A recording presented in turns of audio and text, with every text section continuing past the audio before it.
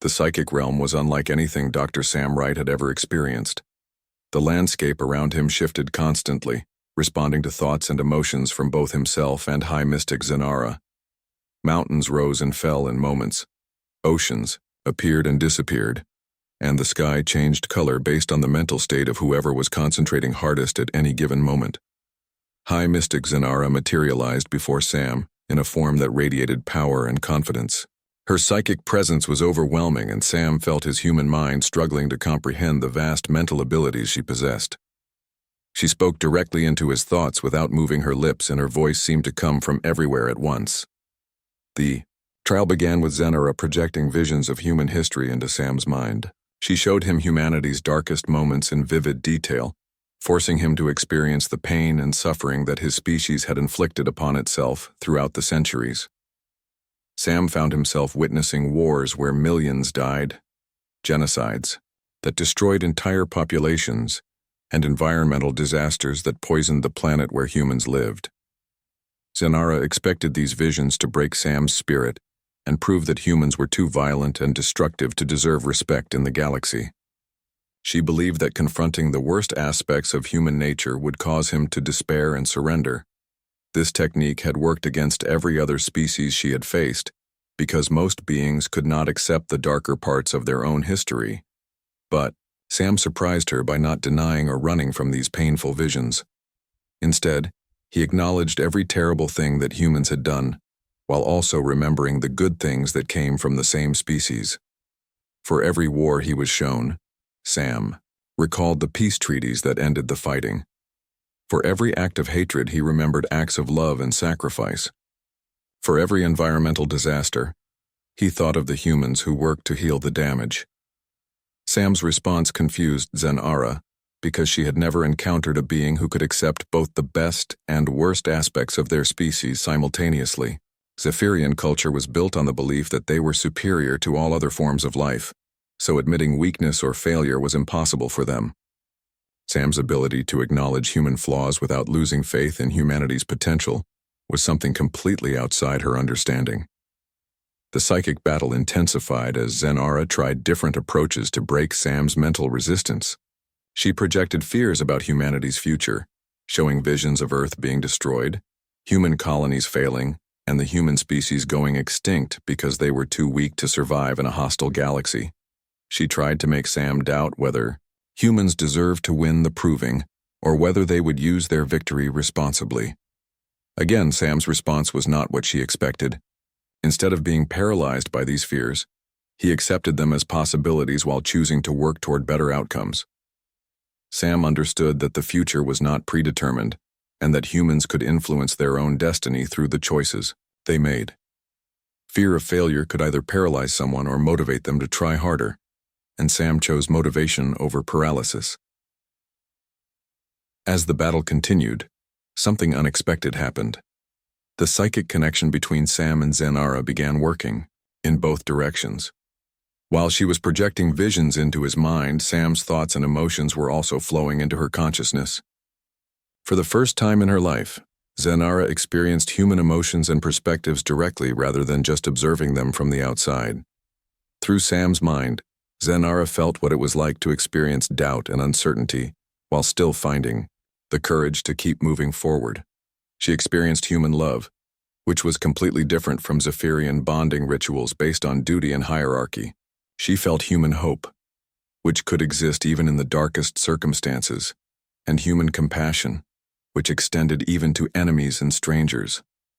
These human emotions were overwhelming for Zenara, because they challenged everything she believed about mental strength and spiritual development. Zephyrian training taught that emotions were weaknesses to be controlled or eliminated, but Sam's mind showed her that emotions could also be sources of strength and wisdom. The very things that Zephyrians considered primitive about humans were actually sophisticated responses to the complexity of existence. The psychic realm began to change as Zenara's certainty started to crumble. The landscape became less stable, as her perfect mental discipline was disrupted by exposure to human emotional patterns. She tried to regain control by projecting more visions of human weakness, but each attempt only exposed her to more aspects of human nature that she could not understand or dismiss. Sam sensed that Zenara was struggling, and instead of pressing his advantage, he did something that shocked her even more. He began trying to help her understand what she was experiencing rather than trying to defeat her. Sam explained through their psychic connection that strength could come from accepting uncertainty rather than demanding absolute answers to every question. This act of compassion toward an opponent who was trying to destroy his mind was the final blow to Zenara's mental defenses. She could not comprehend why Sam would try to help someone who was attempting to defeat his entire species.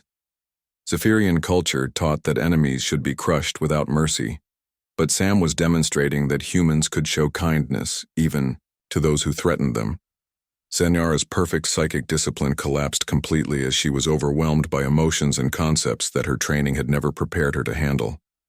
She found herself experiencing doubt, wonder, curiosity, and compassion for the first time in her life. These feelings were so alien to her Zephyrian mindset that she could not function effectively while experiencing them.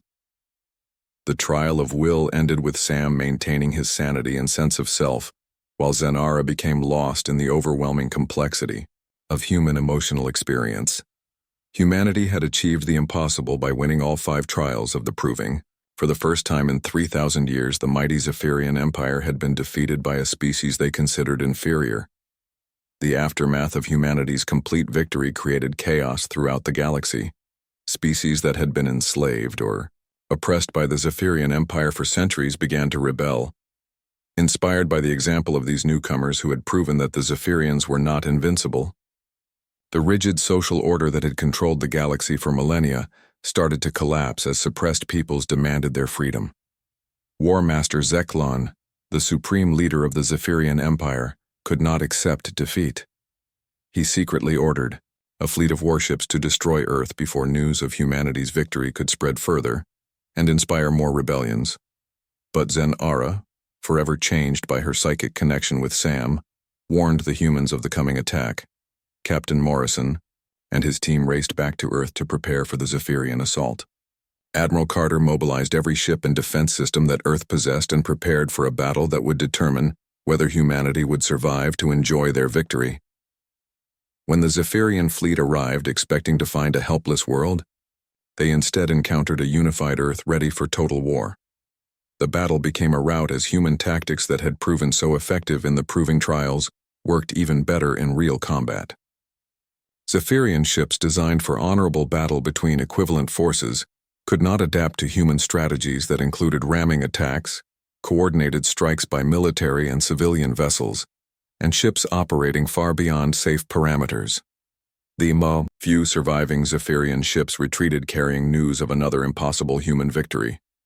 Within months, the Zephyrian Empire collapsed as dozens of alien species declared their independence and formed a new galactic alliance based on cooperation. Rather than domination, humanity took its place as a respected member of this alliance, earning their position not through conquest, but through the courage to stand up to seemingly impossible odds. The galaxy learned that humanity's greatest strength was not their technology or military power, but their ability to inspire others to believe in the possibility of change. The humans who had challenged the greatest empire in galactic history and won became legends, proving that sometimes the smallest and newest species could teach the oldest and most powerful the true meaning of strength. The 4th trial brought diplomat Grace Kelly face-to-face with Sage Morden in what was called the Cultural Endurance Challenge. This trial tested each species' ability to adapt to completely alien environments while maintaining their core identity and values. Both participants would be placed in detailed simulations of each other's homeworld and society, then judged on how successfully they integrated while staying true to their own nature. Sage Morden was known throughout the galaxy as the wisest Zephyrian philosopher and cultural expert. He had studied dozens of different alien civilizations and believed that the Zephyrian way of life was superior to all others. His approach to the trial was to demonstrate Zephyrian strength and discipline while making minimal concessions to alien customs that he considered inferior or barbaric. Grace had spent her entire career as a diplomat learning to understand and work with different cultures. She had resolved conflicts between nations on Earth that seemed impossible to solve, and had a natural gift for finding common ground between opposing viewpoints. Her strategy was to genuinely embrace Zephyrian culture while finding ways to express human values through Zephyrian customs. The first part of the trial placed both participants in a simulation of Zephyrian society during its golden age. Grace found herself in a rigid hierarchical culture where every individual had a specific role and status that could never be changed. Personal achievement was less important than service to the empire, and questioning authority was considered a serious crime. The Zephyrian family unit was based on military discipline rather than emotional bonds, and children were raised by the state rather than their biological parents. Grace spent days observing Zephyrian customs and gradually began participating in their social rituals. She learned their formal greeting ceremonies, their complex rules about who could speak to whom, and their belief that individual desires should always be sacrificed for the good of the empire. Instead of fighting against these customs, Grace found ways to work within them while maintaining her human compassion and individuality. When Grace was assigned to work in a Zephyrian factory, she discovered that workers were expected to perform their tasks in complete silence and were forbidden from helping each other or forming friendships. Grace followed these rules but began using subtle gestures and expressions to communicate support and encouragement to her fellow workers. She found ways to help struggling workers without violating the prohibition against direct assistance, and gradually built a network of mutual support that operated entirely within official Zephyrian regulations. Grace's success in the Zephyrian simulation was remarkable. She adapted so well to their culture that many observers forgot she was human, but she never lost her essential humanity and actually began to influence the simulated Zephyrians around her. Workers in her factory became more cooperative and productive. Supervisors found that treating their subordinates with respect led to better results than intimidation and threats. Meanwhile, Sage Morden was struggling badly in the human cultural simulation. He found himself in a democratic society where individuals were expected to make their own choices about careers, relationships, and personal beliefs. The human concept of individual rights and freedoms was completely alien to his understanding of proper social organization. Morden was particularly disturbed by human emotional expression and the importance humans placed on personal relationships. He could not understand why humans would make important decisions based on feelings rather than logic and duty. When placed in situations that required him to show empathy or compromise with others who disagreed with him, he became frustrated and angry. The human simulation challenged Morden to participate in activities that violated everything he believed about proper behavior. He was expected to join in casual conversations with strangers, express personal opinions about trivial matters, and even participate in recreational activities that served no practical purpose. These requirements seemed pointless and undignified to a Zephyrian mind that valued only duty and achievement. Grace's performance in the second half of the trial was even more impressive. When the simulation switched and she was placed in human society while being judged by Zephyrian observers, she demonstrated how human flexibility and adaptability were actually strengths rather than weaknesses. She showed that humans could maintain their core values while working effectively in many different cultural environments. Grace organized a community project that brought together humans from different backgrounds to solve a local problem. She demonstrated human creativity, cooperation, and willingness to consider new ideas. The Zephyrian judges were amazed to see how humans could disagree strongly about methods while still working together toward common goals. This was something that Zephyrian culture, with its emphasis on absolute obedience to authority, could never achieve. The contrast between Grace's success and Morden's failure became increasingly obvious as the trial continued. Grace had embraced Zephyrian culture so completely that she could function effectively in their society, while secretly introducing improvements that made their systems work better. Morden had barely managed to survive in human society and had spent most of his time complaining about human customs rather than trying to understand them. The cultural endurance trial ended with humanity's fourth consecutive victory. Sage Morden was forced to admit that his rigid understanding of proper culture had made it impossible for him to adapt to human flexibility and emotional intelligence. Grace had proven that true cultural strength came from the ability to learn from others while maintaining one's core identity. As news of the fourth human victory spread throughout Nexus Station, the atmosphere became electric with anticipation. No species in galactic history had ever won 4 trials against the Zephyrian Empire. The final trial would determine whether humans could achieve the impossible and become the first species to earn complete victory in the proving. The trial of will was shrouded in mystery, and few aliens understood exactly what it involved. Dr. Sam Wright would face High Mystic Zenara in what was described as a test of mental strength and spiritual endurance. The trial would take place in a psychic realm where both participants would confront their deepest fears and greatest weaknesses. High Mystic Zenara was the most powerful psychic in Zephyrian history and had never been defeated in mental combat. She possessed abilities that could break the minds of lesser beings, and had spent centuries perfecting her control over psychic forces. She believed that human mental discipline was primitive compared to Zephyrian psychic training, and expected an easy victory. Dr. Wright was nervous about facing an opponent with psychic abilities that humans barely understood. He had studied human psychology and mental resilience for decades, but had no experience with the kind of psychic powers that Zenara possessed. His only advantage was his deep understanding of human nature and his belief that apparent weaknesses could sometimes become unexpected strengths. The trial began when both participants entered meditation chambers that connected their minds to a shared psychic realm. In this realm, they would face challenges that tested not just their mental strength, but their fundamental understanding of what it meant to be members of their respective species. The winner would be whoever could maintain their sanity and sense of self, while enduring whatever horrors the psychic realm revealed. As Sam entered the psychic realm, he found himself standing in a landscape that seemed to shift and change according to the thoughts and emotions of both participants.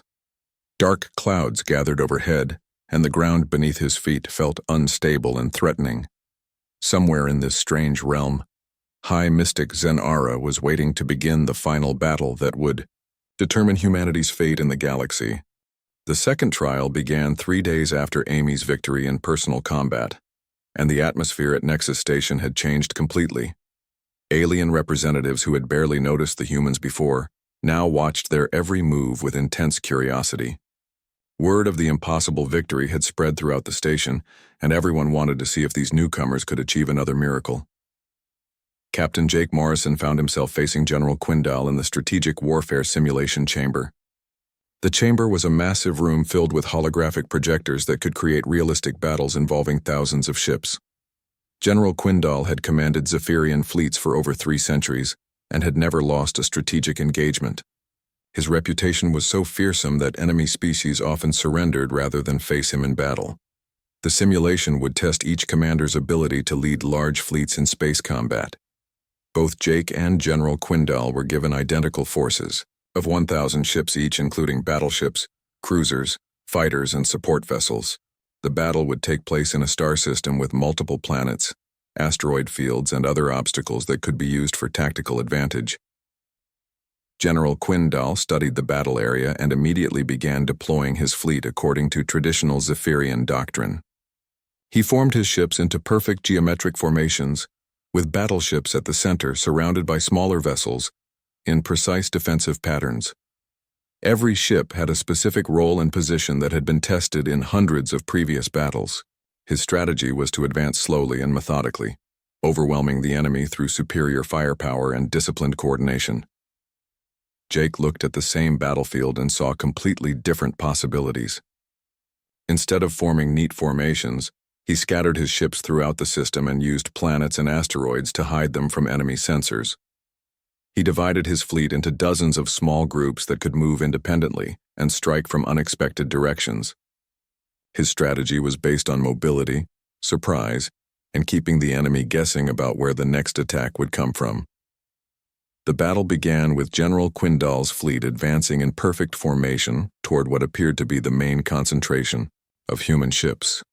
The Zephyrian general was confident that his superior numbers and firepower would quickly overwhelm the poorly organized human forces. His sensors detected scattered groups of human ships throughout the system, but he dismissed them as reconnaissance units or ships that had panicked and fled from the main battle. Jake allowed the Zephyrian fleet to engage what appeared to be his main force near the system's largest planet. The human ships in this area fought bravely, but began to retreat when faced with overwhelming firepower. General Quindal ordered his fleet to pursue what he believed were fleeing enemies, and pushed deeper into the planet's gravity well to finish them off. This was exactly what Jake had been hoping for. As soon as the Zephyrian fleet was committed to pursuing the retreating humans, Jake activated the real attack. The scattered groups of ships that General Quindal had ignored suddenly revealed themselves and began striking at the Zephyrian fleet from all directions. Human ships emerged from behind asteroids, rose up from planetary rings, and dropped out of hyperspace in perfectly coordinated strikes. The Zephyrian fleet found itself under attack from enemies they had not even known were there. Their perfect formations became a disadvantage as ships could not maneuver freely without colliding with their own allies. General Quindal tried to reform his fleet into defensive positions, but the constant attacks from multiple directions made it impossible to maintain formation discipline. Jake used tactics that made no sense according to Zephyrian military doctrine. He ordered damaged ships to ram enemy vessels instead of withdrawing for repairs. He sent fighter squadrons on suicide missions to destroy key command ships, even though it meant losing valuable pilots. He abandoned entire sections of the battlefield to concentrate overwhelming force against single targets before disappearing and striking somewhere else. The alien observers watching the simulation began to understand that they were seeing something completely new. Previous species that faced the proving had tried to copy Zephyrian tactics or use variations of strategies that the Zephyrian military understood. The humans were fighting in ways that seemed chaotic and wasteful, but were actually carefully planned to exploit weaknesses in traditional Zephyrian thinking. General Quindal became increasingly frustrated as his numerical advantage disappeared under the constant hit-and-run attacks. Every time he tried to corner a group of human ships, they would scatter in different directions and reform somewhere else. When he divided his own forces to chase multiple targets, the humans would concentrate their scattered units and destroy isolated Zephyrian groups. The turning point came when Jake implemented his most daring strategy. He ordered all remaining human ships to retreat to a nebula at the edge of the system. General Quindal believed he had finally won, and ordered his fleet to surround the nebula and destroy the trapped humans. But Jake had been using the retreat as a deception to draw the Zephyrian fleet into the perfect position. Hidden inside the nebula was a massive human battleship that had been disguised as a disabled wreck since the beginning of the battle. When the Zephyrian fleet moved in for what they thought would be the final attack, the hidden battleship revealed itself and opened fire on General Quindal's command vessel at point-blank range. At the same time, the retreating human ships turned around and attacked the Zephyrian fleet from behind. General Quindal's flagship was destroyed in the surprise attack, and his fleet lost all coordination without central command. The remaining Zephyrian ships fought bravely, but they were trapped between the nebula and the attacking human forces with no way to escape or reform. Within minutes, the simulation ended with the complete destruction of the Zephyrian fleet. The strategic warfare trial was over, and humanity had achieved their second impossible victory. General Quindal stared at the holographic display showing his defeated fleet and struggled to understand how he had been outmaneuvered by an inexperienced human commander. Everything he had been taught about proper military strategy had proven useless against human tactics that seemed to break every rule of civilized warfare. The third trial began immediately, and engineer Ben Harper found himself facing Tech Lord Vexani in the Technological Innovation Challenge. They were presented with a complex problem that required creative engineering solutions. A space station's power core was failing and would explode within 6 hours unless they could design a way to stabilize it, using only the materials and equipment available on the station. Tech Lord Vexani was considered the greatest inventor in Zephyrian history, and had created many of the technologies that made their empire possible. He approached the problem methodically, analyzing the station's power systems and designing an elegant solution based on proven Zephyrian engineering principles. His design was impressive and would certainly prevent the explosion while restoring normal power levels. Ben Harper looked at the same problem from a completely different perspective. Instead of trying to fix the failing power core, he began connecting systems that were never meant to work together. He took the station's artificial gravity generators and modified them to create electromagnetic fields. He rewired the communications array to function as a power distributor. He even used the food replication systems as backup power storage devices. The alien engineers watching the trial were amazed by Ben's unconventional approach. He was using every system on the station in ways that violated basic safety protocols and engineering standards. According to all established knowledge, his design should not work and might even make the situation worse. But Ben understood something about human engineering that other species had never considered. Sometimes the best solution is the one that should not work, but does anyway. When both engineers activated their solutions, Tech Lord Vexani's design performed exactly as expected. The power core stabilized and the station returned to normal operation. But Ben's crazy combination of interconnected systems did something that amazed everyone watching. Not only did it prevent the explosion and restore power, but it actually improved the station's efficiency by 200% and added several new capabilities that had not existed before. The technological innovation trial ended with humanity's third consecutive victory, and the alien observers were beginning to realize that these humans might actually be capable of winning all 5 trials. Something that had been considered impossible for 3,000 years was suddenly becoming a real possibility. Nexus Station was unlike anything the human team had ever seen before. The massive structure floated in empty space between 3 different star systems and looked like a giant wheel made of crystal and metal. It was so large that entire cities could fit inside its rotating sections. Ships from dozens of different alien species docked at the station's countless ports, and the humans realized they were about to meet more alien races in one day than they had ever imagined existed. Captain Jake Morrison led his team through the station's main corridor and tried not to stare at the incredible variety of alien beings they passed. Some aliens looked like giant insects with multiple legs and compound eyes. Others resembled living rocks that moved by rolling along the floor. There were beings made of what appeared to be pure energy contained in glowing suits, and creatures that looked like floating jellyfish with tentacles instead of arms. Sergeant Amy Rodriguez kept her hand near her weapon, but tried to look relaxed and confident. She had studied the files on Zephyrian combat techniques during the journey to Nexus Station, and knew she was about to face an opponent that was bigger, stronger, and more experienced than any human warrior. The Zephyrian champion she would fight had never lost a single combat in over 200 battles. The human team was escorted to a viewing platform that overlooked the main arena. The arena was a circular space about the size of a football field, with walls that rose 50 feet into the air. The floor was covered with different types of terrain, including rocky areas, sandy sections, and even small pools of water. This allowed fighters to use whatever environment worked best for their natural abilities. Commander Veltar appeared on the platform and introduced the human team to representatives from other alien species. Most of these aliens had already faced the proving and lost. They looked at the humans with expressions that seemed to mix pity with curiosity. One alien that looked like a large bird with 4 wings told Amy that she should try to make her death quick and honorable, since the Zephyrian champion enjoyed making fights last a long time. The Zephyrian champion entered the arena, and Amy got her first close look at what she would be fighting. Kethmore was 9 feet tall and covered in natural armor that looked like it could stop bullets.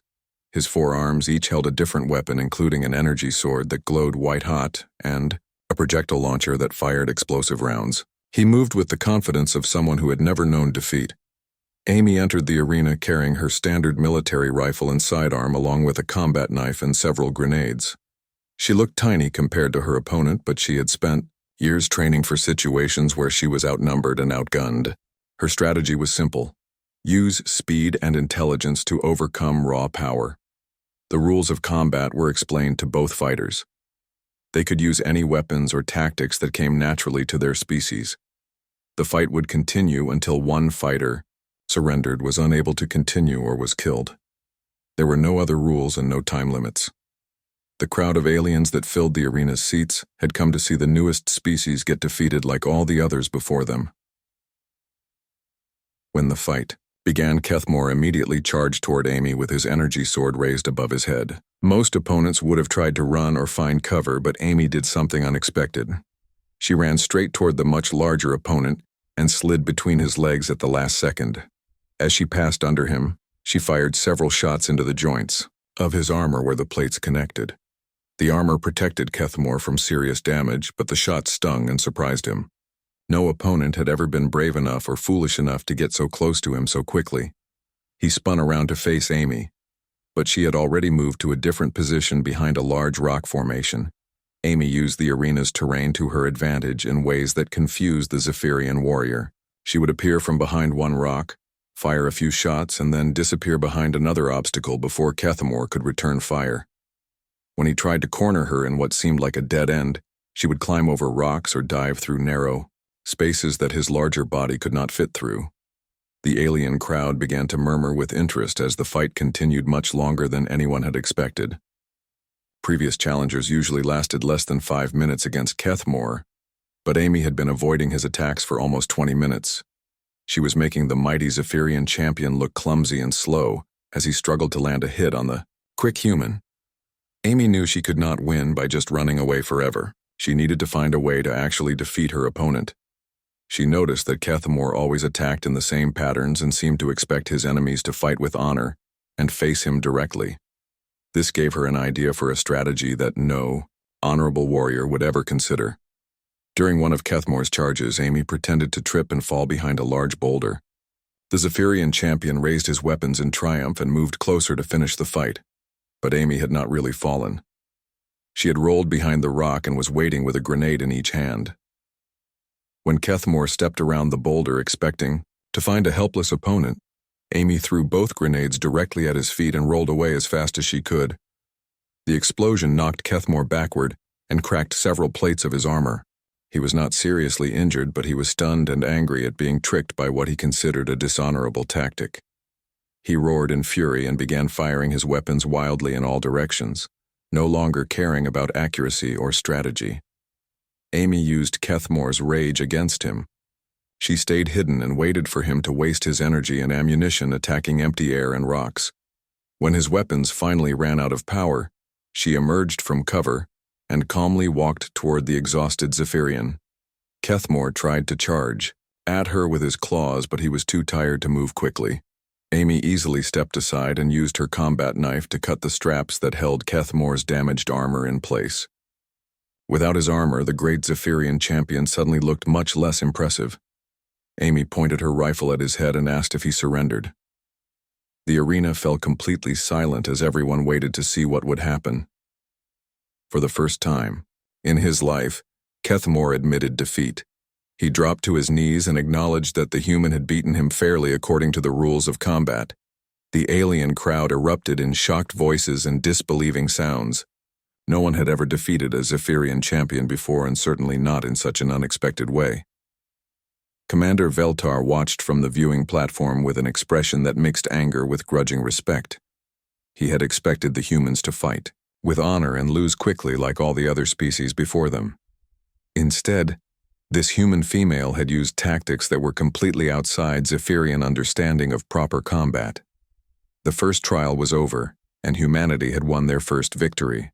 Against the mighty Zephyrian Empire, Captain Jake Morrison stood on the bridge of the starship Endeavour and watched the stars change from white dots to long streaks of light as his ship jumped into faster-than-light travel. This was humanity's first real journey beyond their own solar system, and Jake felt the weight of history on his shoulders. His crew of 50 people represented all of Earth as they traveled to meet aliens for the first time. The journey took 3 days, and when they arrived at the meeting point near a distant star, Jake saw something that made his breath catch in his throat. A massive alien ship waited for them, and it was 10 times larger than the Endeavour. The alien vessel looked like a giant sword made of dark metal, with glowing red lights along its edges. Jake had seen pictures of ancient castles on Earth, and this ship reminded him of those old fortresses, but built for space travel. Lieutenant Commander Amy Rodriguez stood next to Jake and studied the alien ship through the viewing screen. She was a Marine with 15 years of experience and had fought in 3 different wars on Earth. Amy was not easily impressed, but even she felt small looking at the enormous alien vessel. Her hand moved to rest on the pistol at her side, even though she knew it would be useless against such a powerful ship. The communication system crackled to life, and a deep voice filled the bridge. The voice spoke in perfect English, which surprised everyone since they had never taught their language to aliens before. The voice said it belonged to Commander Veltar of the Zephyrian Empire, and he wanted to speak with the leader of the human ship. Jake stepped forward and identified himself as the captain. Commander Veltar's image appeared on the main screen, and Jake got his first look at an alien being. The Zephyrian looked like a giant lizard that walked on 2 legs. He was at least 8 feet tall with dark green skin that seemed to have natural armor plates covering his body. His eyes glowed yellow and his mouth was filled with sharp teeth. 4 arms extended from his torso, and each hand ended in claws that could easily tear through metal. Commander Veltar spoke in a formal tone that reminded Jake of old military ceremonies. The alien explained that the Zephyrian Empire had ruled the galaxy for 3,000 years and had defeated every other species they encountered. He said that humans were newcomers to space travel and would need to prove themselves worthy of respect. The way to earn this respect was through something called the Proving. The Proving was a series of 5 trials that tested different aspects of a species' abilities. These trials included personal combat, strategic warfare, technological innovation, cultural endurance, and something called the Trial of Will. Commander Veltar explained that every species that wanted to be taken seriously in the galaxy had to face the Proving. He made it clear that refusing the challenge would mark humans as cowards forever. Jake asked what happened to species that failed the Proving. Commander Veltar smiled, and his sharp teeth gleamed in the light. He explained that failed species were either made into slaves or sent to live in the empty regions at the edge of the galaxy, where no one would ever bother them again. He said that in 3,000 years, no species had ever won all 5 trials against the Zephyrian Empire. The communication ended, and Jake turned to face his crew. Engineer Ben Harper was a thin man with quick hands and a brilliant mind who had designed many of the Endeavor's systems. He looked worried and asked if they really had to accept this challenge. Diplomat Grace Kelly stepped forward and reminded everyone that they came to space to meet other intelligent life and learn from them. She believed they could find a peaceful solution. Dr. Sam Wright was the ship's psychologist and expert on human behavior. He studied alien cultures and had spent years preparing for first contact with other species. Sam warned that refusing the challenge might make other alien species see humans as weak and unwilling to defend themselves. This could make future relationships with aliens very difficult. Jake made the decision that would change human history forever. He opened a communication channel back to the Zephyrian ship and told Commander Veltar that humanity accepted the Proving. The alien commander seemed pleased and explained that the trials would take place at Nexus Station, a neutral location where many different alien species could observe the contests. When Jake returned to Earth to report what had happened, Admiral Lisa Carter called an emergency meeting of Earth's military and political leaders. Admiral Carter was the highest-ranking officer in Earth's space forces and had been preparing for the possibility of meeting hostile aliens. She listened carefully as Jake described the Zephyrian Empire and their challenge. Dr. Nathan Torres was Earth's leading expert on alien life and had spent his career studying what other intelligent species might be like. He warned the meeting that accepting the Proving was extremely dangerous. He explained that the Zephyrian sounded like a warrior culture that valued strength above everything else. If humans failed these trials, Earth might face invasion or slavery. Despite the risks, the leaders agreed that humanity had no choice but to accept the challenge. Admiral Carter began organizing Earth's best people for the mission. She chose Captain Morrison to lead the human team since he had already made contact with the aliens and understood what they were facing. The team included Sergeant Rodriguez for the combat trial, Engineer Harper for the technology challenge, Diplomat Kelly for the cultural test, and Dr. Wright for the trial of will. Captain Morrison would handle the strategic warfare trial himself since he had commanded ships in several battles against space pirates. News of the alien challenge spread, across Earth, and people reacted with both fear and excitement. Some believed humans were too young as a space-traveling species to face such a test. Others argued that humans had survived ice ages, world wars, and other disasters through their ability to adapt and overcome challenges. As the human team prepared to travel to Nexus Station, they knew they carried the hopes and fears of their entire species. Win or lose, nothing would ever be the same for humanity. The galaxy was watching and waiting to see if these newcomers could do what no other species had accomplished in 3,000 years.